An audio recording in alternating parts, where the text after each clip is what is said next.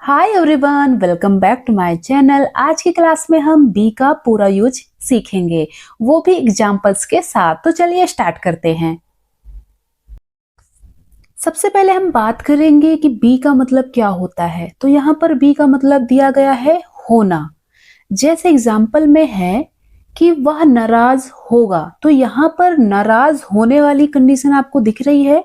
He will be angry. Will इसलिए आया क्योंकि हमारा सेंटेंस फ्यूचर का है, इसलिए यहाँ पर विल के साथ बी का यूज किया गया है। सेकंड सेंटेंस है वह खुश हो सकता है। ठीक है, तो यहाँ पर भी होना ही आपको शो हो रहा है कि खुश हो सकता है। तो he can be happy. Can इसलिए आया क्योंकि सकता है, सेंटेंस में सकता है लगा है, इसलिए यहाँ पर कैन का यूज किया गया है। अब आगे समझते हैं कि अगर आपके सामने विल के साथ बी लगा है और प्लस नेम, मतलब विल बी के साथ किसी का नेम आता है, तब उसकी हिंदी यहां पर हो जाती है बनेगा, बनेगी या बनेंगे। चलिए एग्जाम्पल से समझते हैं। जैसे यहां पर पहला एग्जाम्पल लिया है, वह एक डॉक्टर बनेगा। He will be A doctor. तो आपने यहां पर देखा कि विल बी के बाद क्या आया है, डॉक्टर। डॉक्टर क्या है, नाम। तो आप याद रखेंगे कि कभी भी अगर आपको दिखे विल बी के बाद किसी का नाम दिखेगा, तब वहां पर इसकी हिंदी हो जाती है बनेगा, बनेगी या बनेंगे। सेकेंड एग्जाम्पल है वह एक अध्यापिका बनेगी। सी विल बी ए टीचर। यहां भी हमने विल बी के बाद नेम का यूज किया गया है। टीचर आपका नेम होता है। नेक्स्ट आपको याद रखना है कि जब भी आपके सामने कभी विल बी प्लस वर्ब की थर्ड फॉर्म आए, ठीक है, तो वहां पर इसकी हिंदी हो जाएगी जाएगा, जाएगी या जाएंगे। यहां पर गो जाने वाली बात नहीं हो रही है, किसी काम को किया जाएगा, किया जाएगी या किए जाएंगे, ये वाला सेंस निकल कर आ रहा है। जैसे यहां पर पहला एग्जाम्पल है होमवर्क चेक किया जाएगा। The homework will be checked. यहां पर चेक की थर्ड फॉर्म चेक्ड का यूज किया गया है। ठीक है, सेकेंड एग्जाम्पल है कमरा साफ किया जाएगा। The room will be cleaned. ठीक है, यहां भी आपको देखने को मिल रहा है कि क्लीन की थर्ड फॉर्म क्लीन का यूज किया गया है। ठीक है, तो आपको ये याद रखना है कि विल बी प्लस वर्ब की थर्ड फॉर्म होगी तो वहां पर इसकी मीनिंग अलग हो जाएगी, और विल बी प्लस नेम आता है तो वहां पर उसकी मीनिंग अलग हो जाती है।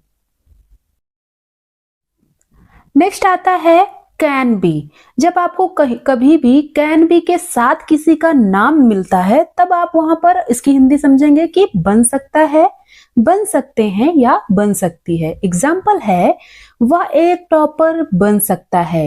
He can be A topper. ठीक है, सेकेंड एग्जाम्पल है वह एक अच्छी दोस्त नहीं बन सकती है। तो आप ये भी ध्यान रखेंगे कि इससे कैन बी प्लस नेम से आप पॉजिटिव सेंटेंस भी बना सकते हैं और निगेटिव सेंटेंस भी बना सकते हैं। वह एक अच्छी दोस्त नहीं बन सकती है। She can not be a friend. तो आपको कैन और बी के बीच में नॉट का यूज करके निगेटिव सेंटेंस आप इजिली बना सकते हैं। नेक्स्ट है कैन बी के साथ अगर वर्ब की थर्ड फॉर्म आती है तो यहां पर इसका मीनिंग चेंज हो जाता है। क्या होता है, जा सकता है या जा सकती है। इसका मतलब ये हुआ कि कोई काम किया जा सकता है। वो गो जाने वाली बात नहीं हो रही है, कोई किसी काम को किया जा सकता है ये बात हो रही है। एग्जाम्पल है कमरा साफ किया जा सकता है। तो the room can be cleaned. ठीक है, कैन बी आया, क्लीन, क्लीन की थर्ड फॉर्म क्लीन का यूज किया गया है। ठीक है, सेकंड है समस्या हल की जा सकती है। The problem can be solved. The problem can be solved. तो यहां पर सॉल्व की थर्ड फॉर्म का यूज किया गया है। तो अब आपको याद रखना है कि कैन बी के साथ नाम आता है तो उसका मीनिंग अलग होता है, और कैन बी प्लस वर्ब की थर्ड फॉर्म आती है तो वहां पर उसका मीनिंग अलग हो जाता है। नेक्स्ट क्या है, शुड बी। अगर शुड बी के साथ कोई नाम आता है तो इसकी हिंदी होती है होना चाहिए। जैसे एग्जाम्पल है उसे एक लीडर होना चाहिए।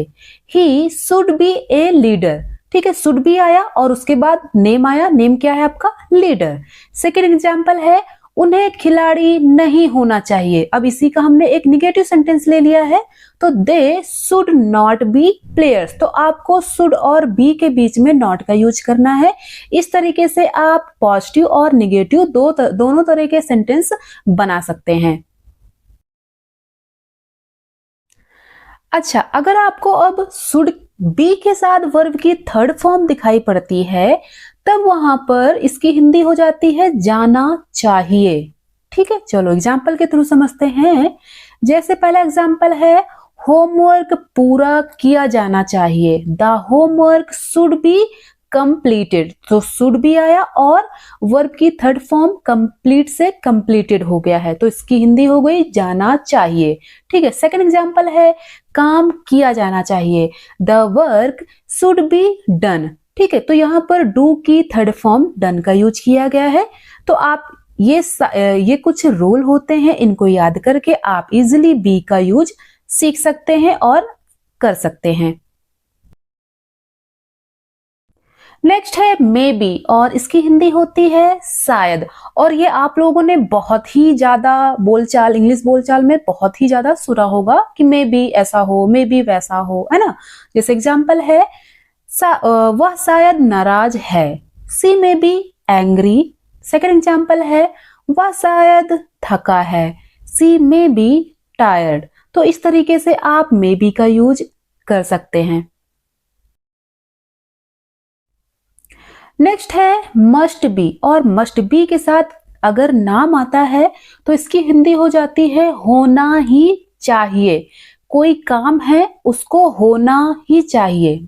ठीक है, एग्जाम्पल है वह तुम्हारा दोस्त होना ही चाहिए, he must be your friend. ठीक है, मस्ट बी आया और योर फ्रेंड ये नेम है, तो इसका सेंस हुआ होना ही चाहिए। सेकंड एग्जाम्पल है उसे घर पर होना ही चाहिए। मान लीजिए आप किसी से बात कर रहे हैं, किसी के बारे में पूछ रहे हैं, तो उसने बोला कि नहीं, उसको इस टाइम रात के समय उसे घर पर ही होना चाहिए, तो उन्होंने बोला सी मस्ट बी एट होम। इसके बाद आता है कि मस्ट बी हो और उसके बाद वर्ब की थर्ड फॉर्म आए, तो इसकी हिंदी हो जाती है जरूर जाना चाहिए। चलिए एग्जाम्पल के थ्रू समझते हैं। जैसे गलतियां जरूर सुधारी जानी चाहिए। ठीक है, the mistakes must be corrected, third form आया। सेकंड है गेट जरूर बंद किए जाने चाहिए, the gates must be closed.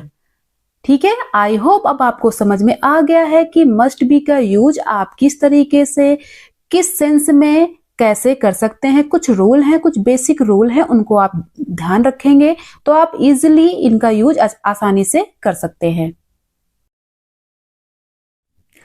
Last में आता है वुड बी प्लस रिलेशन आए किसी का, तो इसकी हिंदी होती है होने वाले। चलिए इसको भी एग्जाम्पल के थ्रू समझते हैं। जैसे मान लो पहला एग्जाम्पल बोल रहा है कि वह तुम्हारे होने वाले पति हैं। ठीक है, तो यहां पर आप बोल सकते हैं he would be your future husband.